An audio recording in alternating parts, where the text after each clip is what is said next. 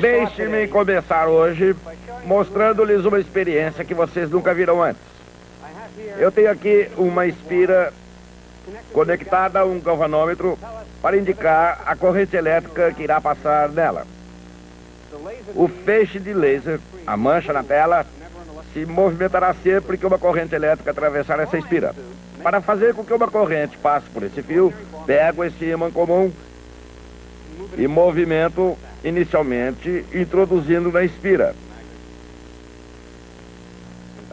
depois afastando da espira, ou movimentando a espira até o ímã e afastando-a depois. Esta foi uma das grandes descobertas do século XIX. Hoje já dominamos a notável maquinária da eletricidade e do magnetismo. Sabemos como descrevê-los, por isso vamos descrever como se processa a experiência. O que acontece é que uma corrente flui através do fio. Isso significa que cargas elétricas dentro do fio são postas em movimento, o que significa que alguma coisa aplicou alguma força sobre elas. A força sobre a carga elétrica pode ser igual a Q vezes um campo elétrico, se existir um, ou igual a carga Q vezes a velocidade da carga que atravessou o campo magnético. Qualquer uma delas poderia fazer a carga se movimentar. Essa é a nossa equação. Vejamos como utilizá-la para descrever a experiência que acabamos de observar. Existem duas possibilidades. Uma, a espira fica parada, sem movimento, e movimentamos o ímã até ela. Isso provoca um fluxo da corrente. Nesse caso, as cargas na espira não estavam em movimento. Portanto, não pode ter sido o campo magnético do ímã que as fez movimentarem. Mas como elas realmente se movimentaram, havia, portanto, um campo elétrico.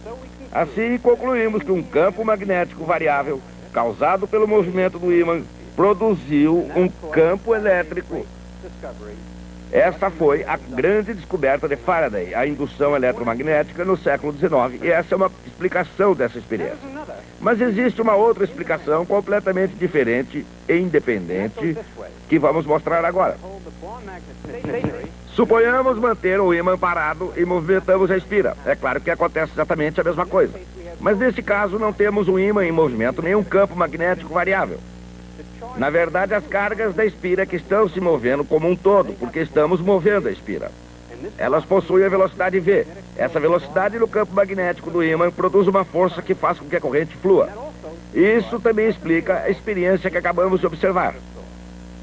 Assim, esses dois fenômenos diferentes, ou seja, a espira parada e o ímã em movimento, e o ímã parado e a espira em movimento, são, na verdade, dois fenômenos completamente distintos e independentes, com explicações totalmente diferentes. Quando Albert Einstein percebeu isso, disse: "Vamos, pessoal, você só pode estar brincando. Qualquer um pode ver que isso é uma coisa só." Foi, portanto, essa simples experiência que assinalou o ponto de partida da teoria da relatividade. Não foi a experiência de Michelson e Morley, nem qualquer experiência exótica para detectar o movimento da Terra através do éter, mas esse pequeno e simples fenômeno que todos naturalmente conheciam, mas que deixou preocupado nada menos do que Albert Einstein. E o que preocupava Einstein não era que tivéssemos dificuldade em explicar esses fenômenos. Essa equação os explica perfeitamente em todos os casos. O que o preocupava era essa falha na perfeição intrínseca da teoria. E o que ele fez foi produzir uma teoria, a teoria da relatividade espacial, que possuía essa perfeição interna. E é exatamente essa teoria que vamos estudar agora.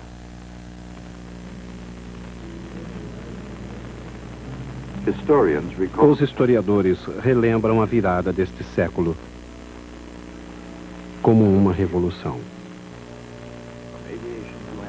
Em qualquer campo, da aviação à antropologia e à arte, ocorreu um desvio radical da normalidade em todas as frentes. O ano de 1905 representa um marco crucial. Foi quando Albert Einstein pediu ao mundo que tomasse o caminho correto e pensasse por um momento em que consiste realmente um momento. O tempo é relativo, disse ele, bem como a noção de simultaneidade de eventos. Na relatividade de Einstein, que é uma realidade, não importando como seja vista, a simultaneidade é uma questão de opinião.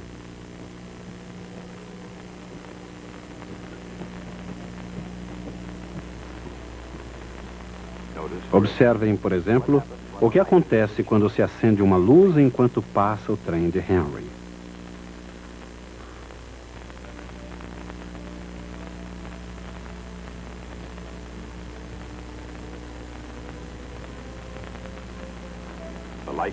A luz alcança a frente e a traseira do trem ao mesmo tempo. Pelo menos é assim que Henry vê. Mas consideremos o ponto de vista de alguém do lado de fora.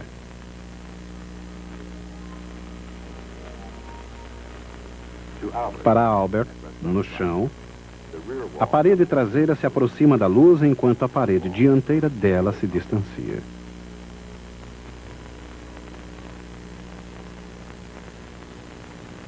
Esses dois eventos não parecem de forma alguma simultâneos.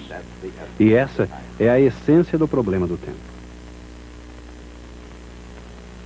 E na física, a explicação do problema começa com a dilatação do tempo.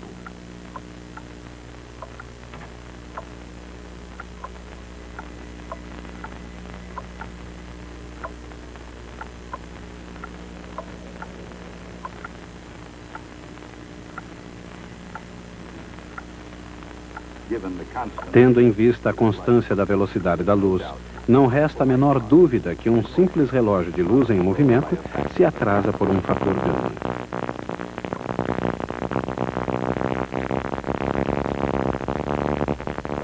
Mas se utilizássemos um relógio mais convencional, será que ele apresentaria o mesmo atraso?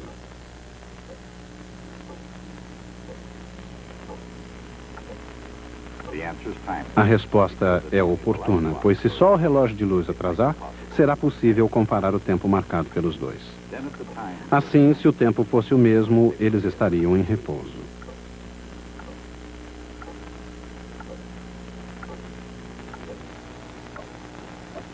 Mas se o relógio de luz se atrasasse, isso teria acontecido por estar em movimento. Mas em movimento em relação a quê?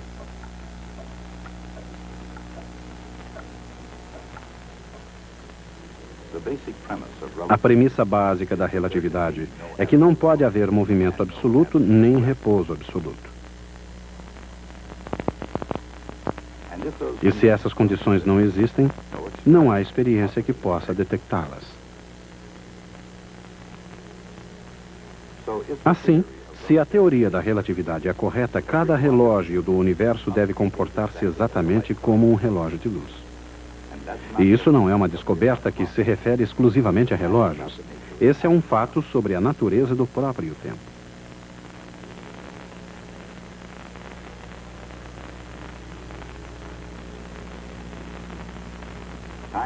A dilatação do tempo coloca a relação entre tempo e espaço sob uma luz inteiramente nova. Exatamente o que acontecia na arte e literatura nos primeiros anos deste século. Na arte, assim como na ciência, a ideia de tempo e espaço era agora mais do que uma ilusão passageira.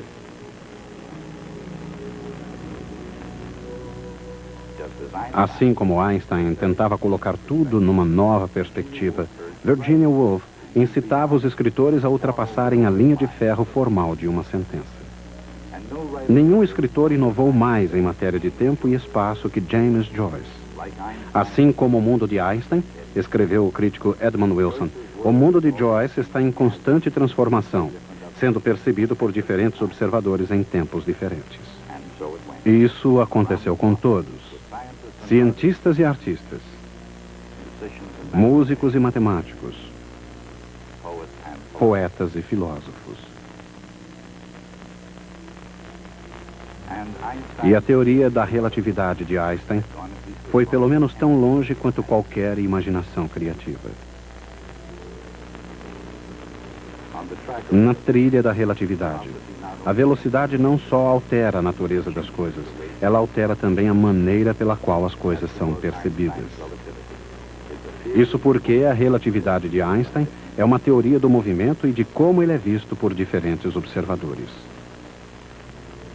A teoria aplica-se a qualquer lugar, até mesmo o Brooklyn, e inclui todos os observadores, até mesmo um bom esportista como Henry. Dizem que Henry é muito rápido na bola e deseja ardentemente jogar pelos Brooklyn Dodgers. Ele se prepara para isso.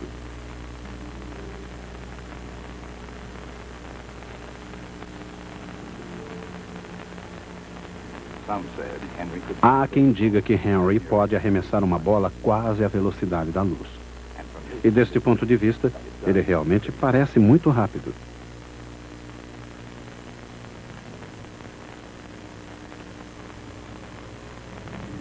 Mas do local onde se encontra seu companheiro Albert, ele parece mais rápido ainda. Será que a velocidade da bola, adicionada à velocidade do trem, faz com que a jogada de Henry pareça ainda mais rápida que a velocidade da luz? Claro que não. Pois mesmo num trem, nada é mais rápido que a velocidade da luz. Então, o que estaria realmente acontecendo aqui?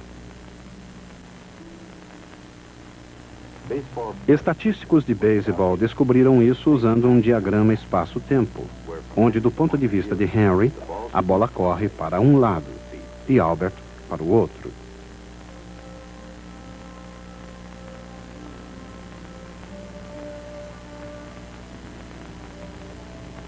Como a distância é um eixo e o tempo o outro, a velocidade v, linha, pode ser vista como a inclinação de cada linha, assim como a velocidade da luz é fornecida pela inclinação de sua linha.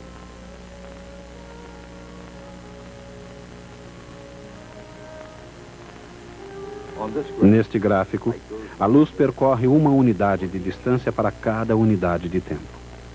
Assim, c é igual a 1. Enquanto isso, o arremesso de Henry tem uma velocidade ux' igual a 0,6. Albert, indo na direção contrária, tem uma velocidade de menos 0,6. Isso do ponto de vista de Henry.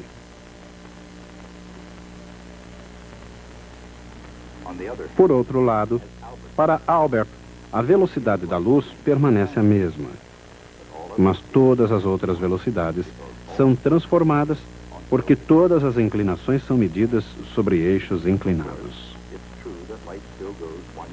Naturalmente, a luz ainda percorre uma unidade de distância para cada unidade de tempo, e, portanto, c ainda é igual a 1. Mas agora, Henry se movimenta para frente a uma velocidade v igual 0,6. E a velocidade da bola é ux igual a 0,88.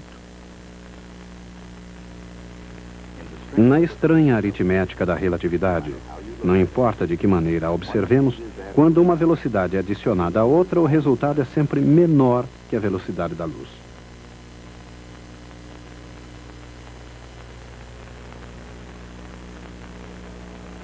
Assim, embora Albert certamente concorde que Henry é realmente muito rápido na bola,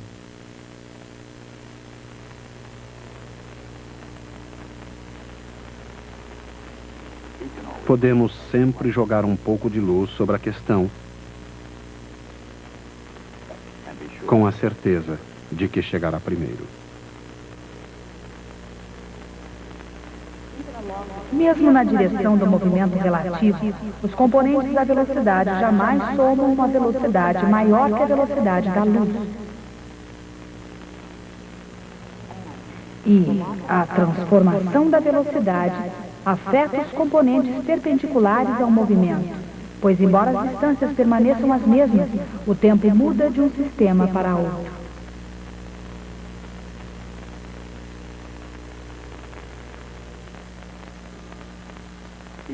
Mesmo uma teoria bonita como a de Einstein necessita ser testada. E existe um teste da relatividade, num fenômeno conhecido como decaimento dos mesons μ dos raios cósmicos.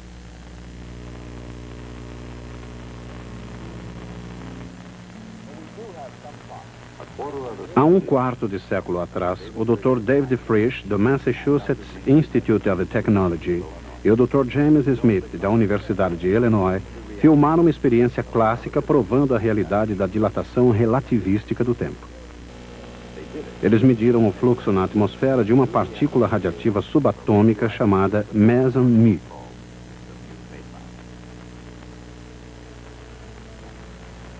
Produzida no ponto mais alto da atmosfera da Terra, por raios cósmicos vindos do espaço exterior, os mesons μ descem a uma velocidade próxima à velocidade da luz. Mas experiências de laboratório, como essa feita por Smith, mostram que os mesons μ se desintegram naturalmente, depois de uma vida média de apenas 2 milionésimos de segundo. Isso significa que mesmo desenvolvendo uma velocidade próxima à velocidade da luz, eles não podem ir muito longe através da atmosfera antes de decaírem. Ou, em outras palavras, quando Frisch e Smith observaram 568 mesons μ em seu detector, no alto do Monte Washington, calcularam que apenas 27 por hora deveriam chegar à base da montanha.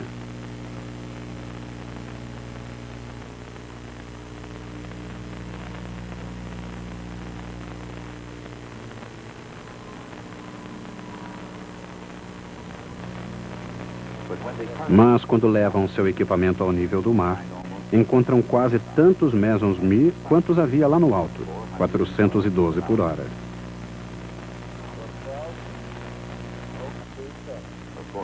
Frisch e Smith não se surpreendem, é claro. A razão para essa discrepância é explicada pela teoria da relatividade. Viajando a uma velocidade próxima à velocidade da luz, o relógio interno dos mesons μ anda mais devagar. O que significa que, observados da Terra, eles demoram em média mais de 2 milionésimos de segundo para se desintegrarem. Ou, para explicar de maneira diferente, quando observada do sistema de referência do meson μ, a atmosfera da Terra, subindo a uma velocidade próxima à velocidade da luz, é contraída, segundo Lorentz, a um tal valor que a partícula pode facilmente chegar ao chão em apenas 2 milionésimos de segundo.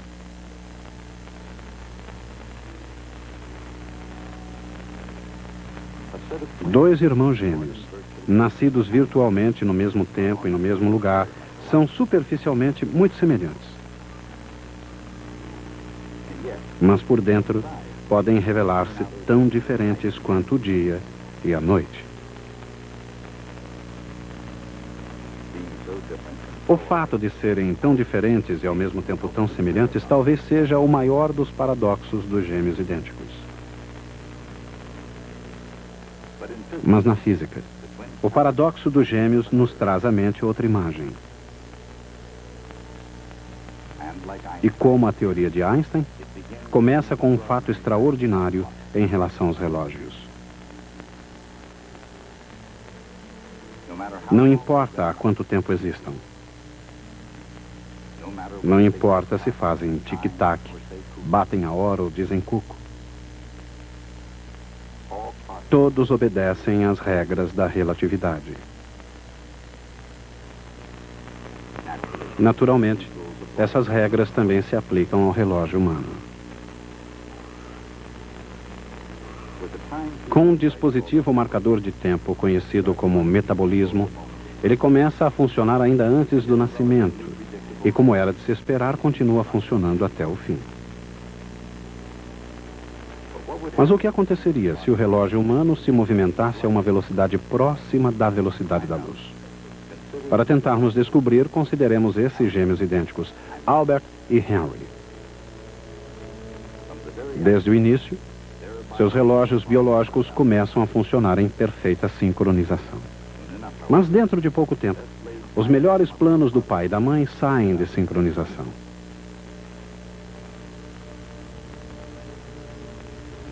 Em vez de ortodontista, Albert torna-se um cientista. Henry escolhe o que sobrou dos espaços abertos, o próprio espaço.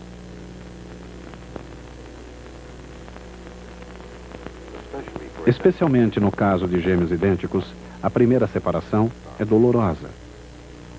De qualquer maneira, viajando a uma velocidade próxima à velocidade da luz, Henry não tem problema de deixar Albert para trás. Essa é a primeira grande viagem de Henry para o seu novo patrão, a empresa bancária interplanetária. Destino, Zog, a uma distância de 10 anos-luz. Missão, levar uma carga de pão branco e trocar por bolinhos Zog, esses bolinhos deliciosos que os terrestres adoram. Mas isso não é o que há de mais extraordinário. Se Henry pudesse comparar o seu relógio ao de Albert, descobriria que o relógio de Albert está andando mais devagar. E se Albert pudesse comparar o seu relógio ao de Henry, descobriria que o de Henry está andando mais devagar. Isso parece um paradoxo. Como podem os dois relógios andar ao mesmo tempo, um mais devagar que o outro? Felizmente, na teoria da relatividade não existe problema nenhum. Pelo menos não haverá qualquer problema enquanto os dois estiverem longe um do outro. Mas o que aconteceria se eles não estivessem longe um do outro? Suponhamos, por exemplo, que eles se encontrem numa reunião de família.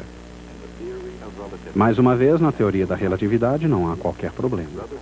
Henry, viajando a uma velocidade próxima à velocidade da luz, precisará de 10 anos para chegar a Zog, a 10 anos-luz de distância. E mais 10 anos para trazer os bolinhos de volta à Terra. Para Albert, isso equivale a 20 anos. Mas para Henry, seu irmão gêmeo, a situação parece diferente. Como para ele a distância está contraída pelo fator de Lorentz, tudo parece um pulinho à esquina. Um abrir e fechar de olhos, e Henry diz alô para as luzes coloridas de Zog City.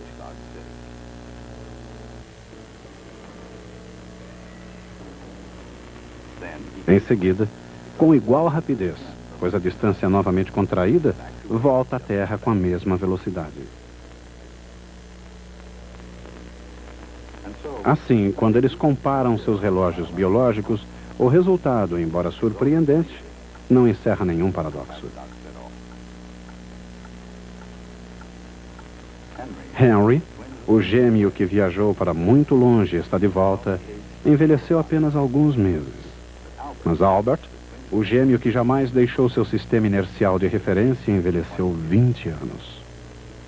Que significa que mesmo entre irmãos gêmeos, o tempo é relativo. Tentemos imaginar, se possível, um universo totalmente vazio. Um universo sem absolutamente nada. No universo assim, não faria o menor sentido falar de tempo ou espaço. O próprio conceito de tempo ou espaço seria desprovido de qualquer significado. Se houvesse um único objeto no universo, isso ainda seria verdade. Tempo e espaço não teriam qualquer significado. Mas se houvesse dois objetos, podemos nos imaginar dizendo que eles estão se aproximando ou se distanciando um do outro. Estaremos falando então sobre o fluir do tempo e as distâncias. Se houvesse muitos objetos no universo, poderíamos imaginar usando alguns deles para construir um dispositivo capaz de medir o fluxo do tempo ou a distância entre objetos. Mas ainda não faria qualquer sentido nesse universo, dizer que um objeto está em repouso e que tudo mais está em movimento. Nesse universo, a lei de movimento mais simples que seria possível imaginar diria que cada corpo permanece no seu próprio estado de movimento até que algo interfira nesse estado. Isso é, naturalmente, a lei da inércia. Mas isso deve continuar fazendo sentido no universo em que a luz é capaz de se propagar no vazio. Mas se a luz tem uma velocidade definida, quando observada de um determinado ponto de referência, então existe algo como estado de repouso nesse sistema de referência. E todo o argumento em favor da lei da inércia vai por água abaixo. Não sei se existem outros universos logicamente consistentes. Mas no nosso universo, esse problema foi resolvido ao se determinar que a velocidade da luz é a mesma para todos os observadores, independente do seu estado de movimento. Sabemos disso, e é só isso. Podemos deduzir que se houver um par de gêmeos e um deles ficar na Terra, enquanto o outro viaja em alta velocidade para uma estrela distante e volta, o que viajou será mais jovem do que aquele que ficou na Terra. Não é preciso saber muita coisa ou coisa alguma sobre o funcionamento dos relógios, sobre osciladores de cristal de quartzo ou sobre o metabolismo humano. Essas coisas são completamente irrelevantes. Tudo que é preciso conhecer é o princípio da relatividade e a constância da velocidade da luz. Disso posso deduzir que o gêmeo que viajou voltará à Terra mais jovem do que o outro que ficou. Esse é um feito absolutamente notável da lógica humana pura. Essa é a teoria da relatividade. Até a próxima.